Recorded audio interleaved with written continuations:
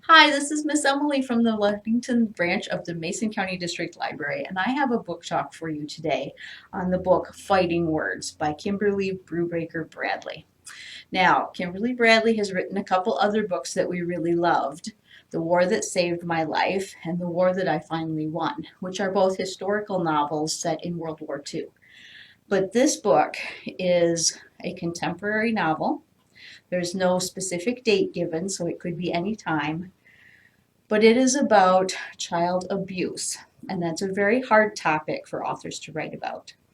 When you're writing about an abusive situation, there's a lot of vocabulary and a lot of large concepts that you have to bring down for children. And I don't mean talking down to kids, I mean talking about them in a way that is sensitive to what children can understand and what they can go through. So Kimberly Bradley has done that.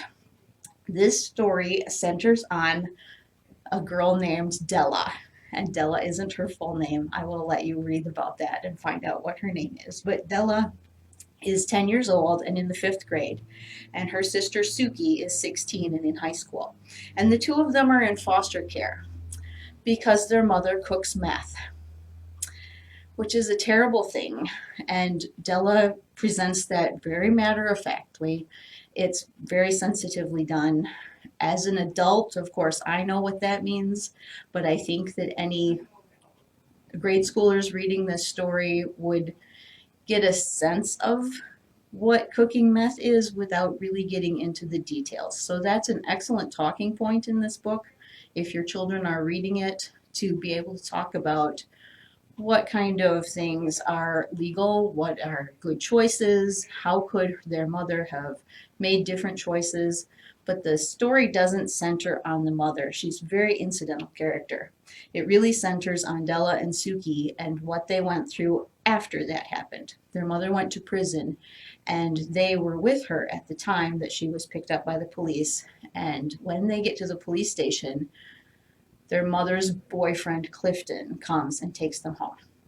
So we have a situation here where there are two girls living with a man who is not their father, and the system just kind of lets that happen for a while until there is proof of some abuse that is going to happen to Della. It does not, thankfully. She is not harmed. But because of the photograph that Suki takes, they are taken and placed in foster care. This book deals with therapy. Both of the girls go to therapy to deal with their feelings. It really has some great tips about calming behavior and self-control and how you can get out of those feelings of depression and that sort of thing that come from an abusive situation. It deals with bullying at school. There's a boy in Della's class who goes up and snaps all the girls' bra straps on their backs. And though that is not tied to the abuse that is suffered by the sisters, it's kind of told alongside that. It's a parallel story. So you've got two different types of abuse happening to these girls.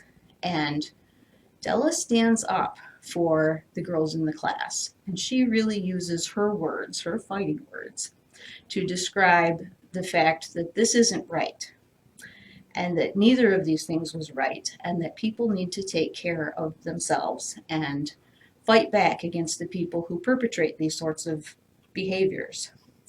So at the very end, the therapist tells Della that this sort of thing is common. It doesn't just happen to her and her family. And that's a message that we all need to hear. Whether or not there has been abuse in your family, this is a situation that is common in the United States. This is an issue that needs to be dealt with.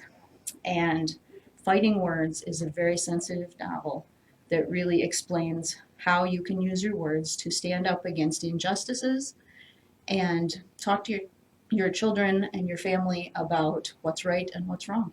I would recommend it to anyone. Thank you.